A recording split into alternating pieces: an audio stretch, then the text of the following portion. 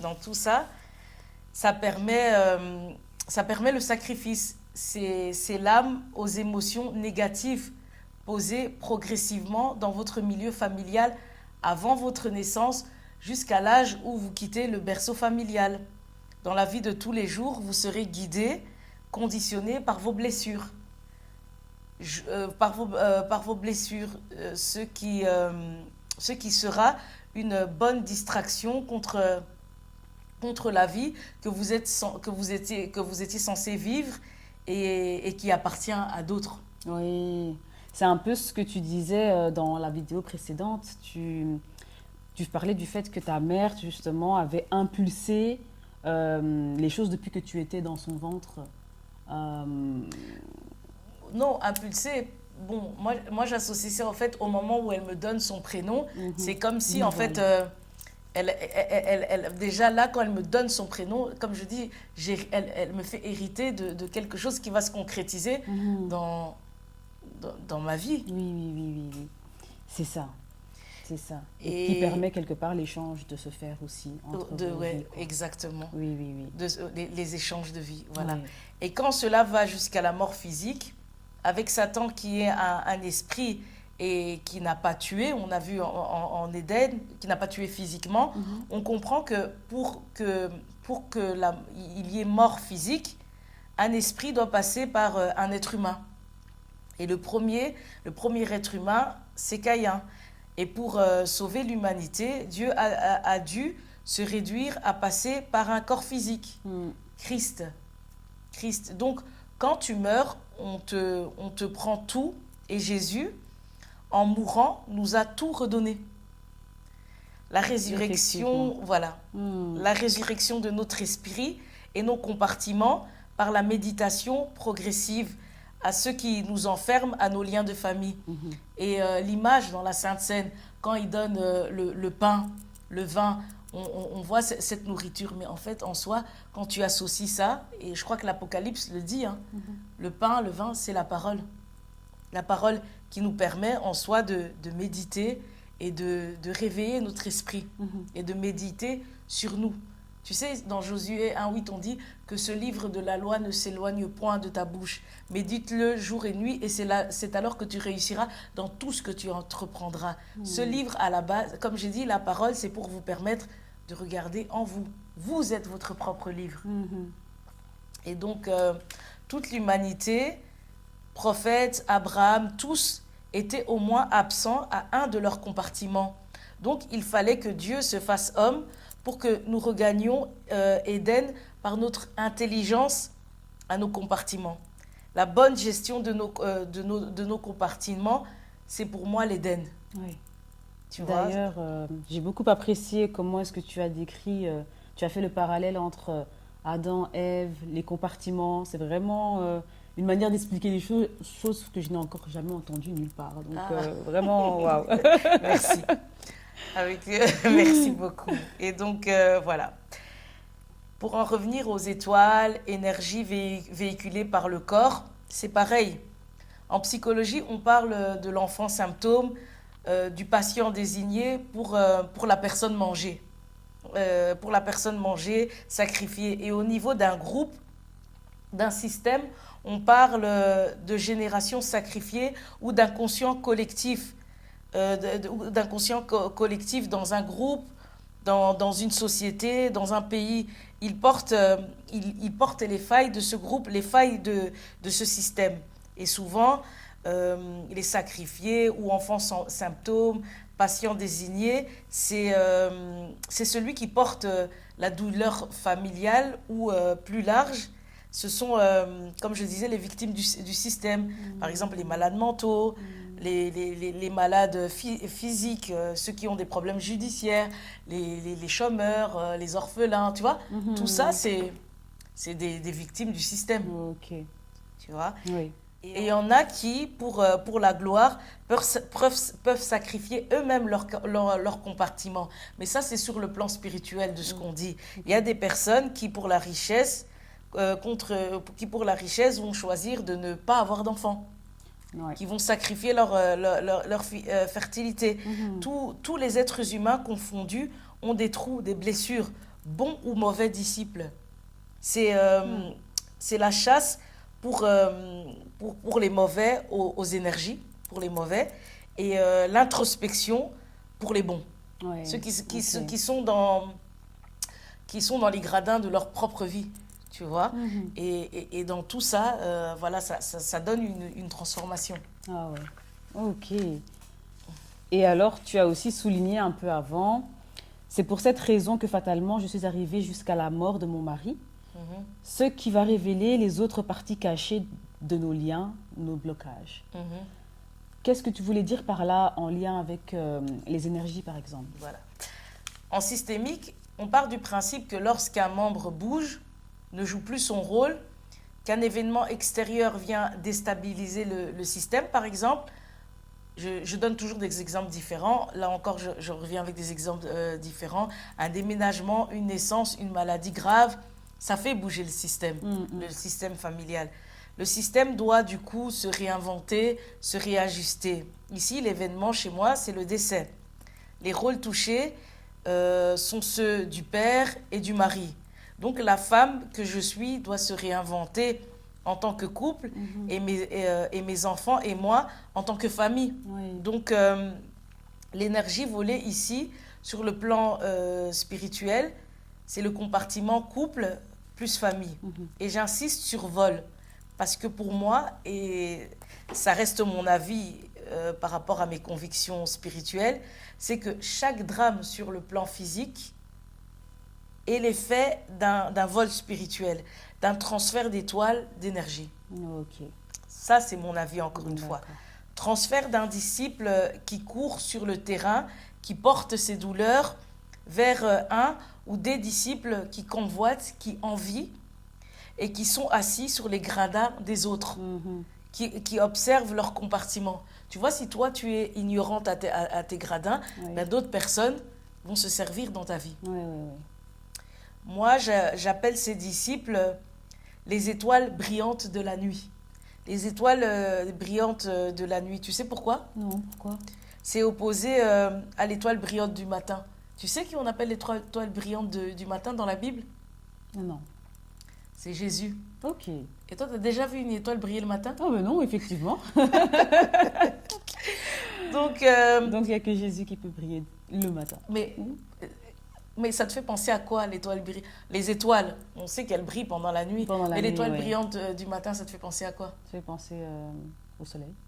Le soleil, voilà. Ouais. C'est un astre Mhm. qui éclaire durant le jour. Voilà. Et donc, le jour, le matin, ça veut dire que on est dans un contexte où, là où il y a l'étoile brillante du matin, là où il y a le soleil, il n'y a pas de nuit. Ça veut dire que dans ce contexte-là, tout le monde réussit, Ouais, je sans vois. qu'il n'y ait de deuil, de cris, de douleur et toutes ces choses.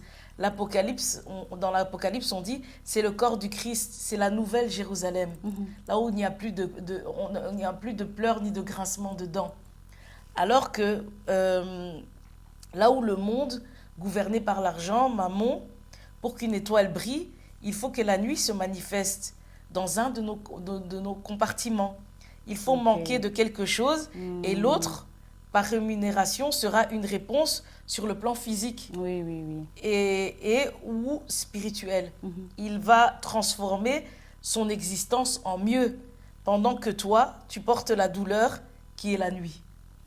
Oui, je vois. Vous Je comprenez? vois. Oui, oui, oui, oui. Mhm. C'est bien, bien décrit. C'est bien décrit. Oui, c'est bien décrit du coup. Et comme tu l'as dit tout à l'heure, ben, parfois ça demande aussi à ce que la personne qui a été rémunérée ait la nuit qui se manifeste aussi dans un de ses compartiments. C'est ce que tu viens de dire tout à l'heure.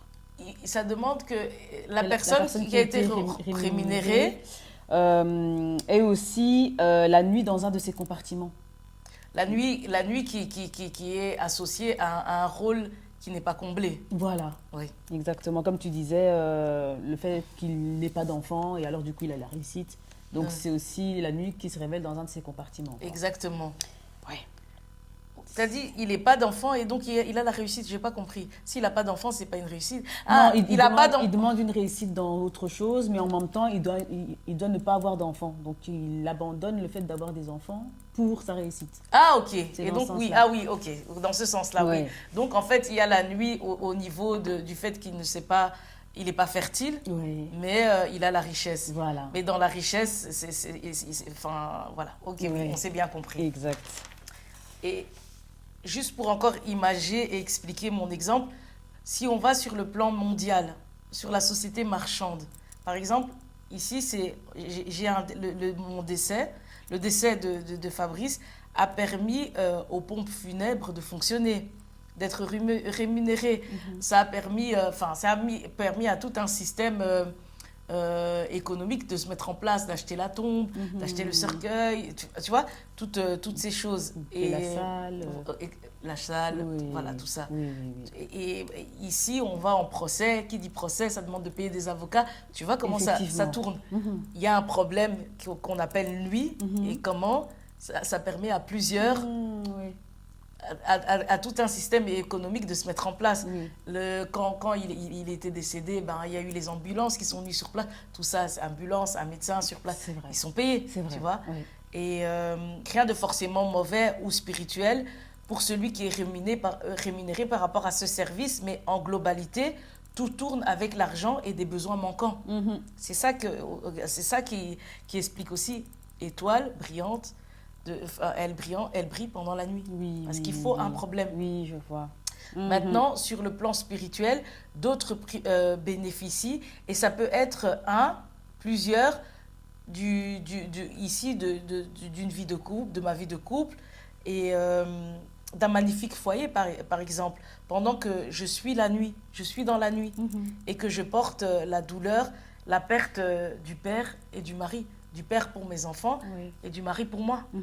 Mais au plus je me console par le témoignage, les recherches, au plus les voleurs sont progressivement destitués de leur butin. C'est ça. Destitués de leur butin, la nourriture qui est ici, mon couple, ma famille, et tout ce qui était attribué de bien à Fabrice depuis sa naissance, puisque, comme j'ai dit, quand on meurt, on prend tout.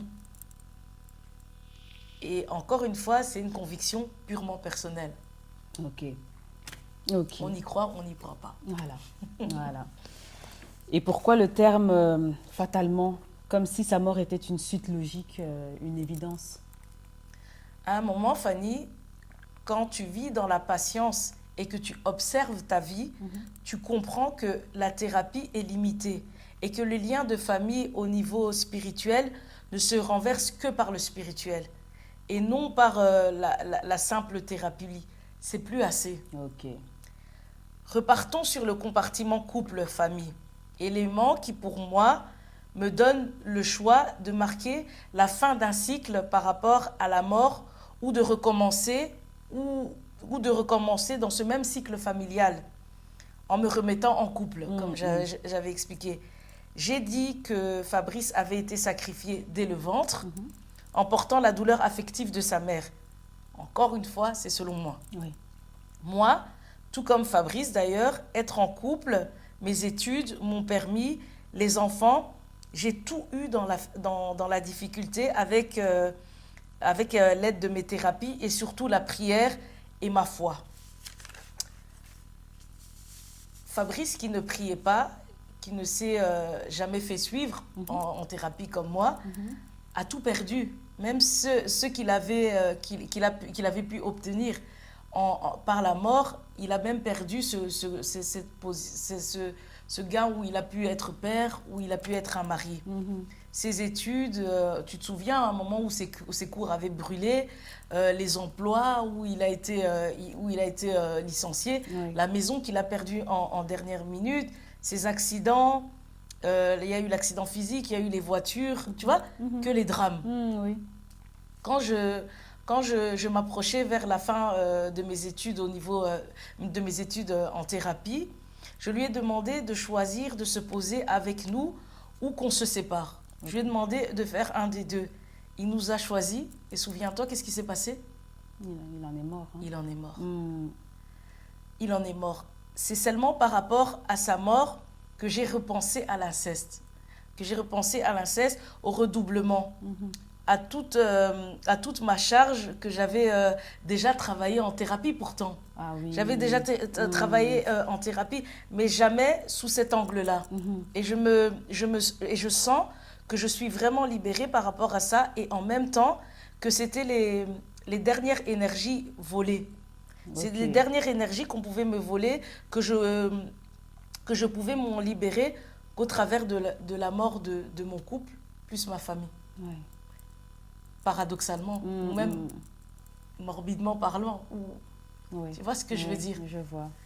Et au deuil, quand une de ses tantes pleurait en lingala, elle a dit, il fallait seulement, au Koufan, à 9 ans, quand tu avais été brûlé, que tu meurs à 9 ans.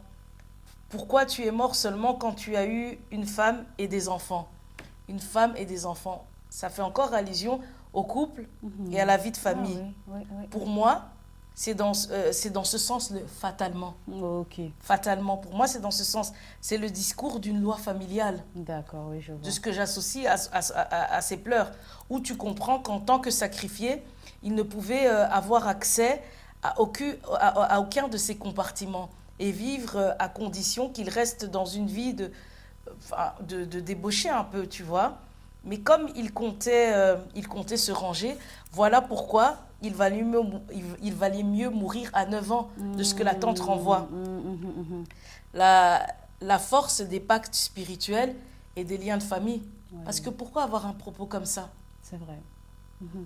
Et moi, toute la stabilité que j'ai acquis dans la peine et la difficulté, tu comprends que mes études, mon permis, mon mariage, ma famille, c'est ça qui était dans les œufs jetés par mon père à la mer. C'est à ça que je me permets d'associer. Okay. Il a sacrifié ses enfants pour la richesse. Quand il fait ça, je ne suis pas encore née. Donc, j'ai été sacrifiée avant même d'exister. Ah ouais. Là où Fabrice, c'était dès le ventre... Fabrice était une proie facile parce qu'il n'avait pas sa protection spirituelle.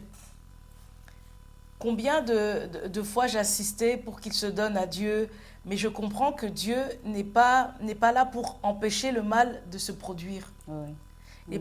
Et il nous aide à le traverser, le regarder, pour pouvoir en sortir définitivement. Abolir cet arbre de la connaissance du bien et du mal en exposant les adversaires qui, par jalousie, comme ils ont beaucoup de charges d'avance, tu te rappelles, oui, quand je parlais de charges au niveau du téléphone? Exact. Eh ben, ces personnes, ils ont beaucoup de charges d'avance, donc ils exécutent la mort à partir du spirituel. Oui, je vois. Parce que c'est comme si, dans nos liens de famille, il y a certains qui, par rapport aux règles familiales, ont ce pouvoir. Quand tu sors en fait de ton compartiment de nuit négative, si par exemple tu décides de quand même te marier, de quand même faire en sorte d'avoir des enfants, ben en fait c'est comme si le tribunal familial peut se lever et dire « Ah ben lui, on va le tuer » parce que il sort de sa condition. Parce que quand il est dans sa... Par exemple, si la personne n'est pas morte, mais qu'elle est vivante, mais tu es dans ta condition où tu es divorcé, où tu restes dans des problèmes où tu n'as pas d'enfant, là, on peut rien te faire, vu que si tu as ce problème-là, c'est que ton énergie, si pour toi c'est un problème, c'est que ton énergie est utilisée par quelqu'un d'autre. Donc, on peut te laisser en vie. Oui. Mais quand tu commences à, par exemple, à aller dans des... C'est quoi? On va faire des PMA, de payer pour des trucs de fertilité et après ça marche. Ah là, tu déranges. Il y a un problème. Tu déranges. Mais... comme la Bible dit, ne craignez pas ceux qui font mourir le corps. Et elle dit encore, le dernier ennemi qui sera vaincu, c'est la mort. Donc la mort, en lien avec mon couple, la famille, sont les dernières énergies qu'ils ont pu me voler. Pour moi, maintenant, je me dis, ils ne peuvent plus rien. Oui. Que tout a été volé. Ok. Oui, je vois. Mais du coup... c'est pour ça aussi que tu dis que la mort était une suite logique quelque part. Je vois. Ok.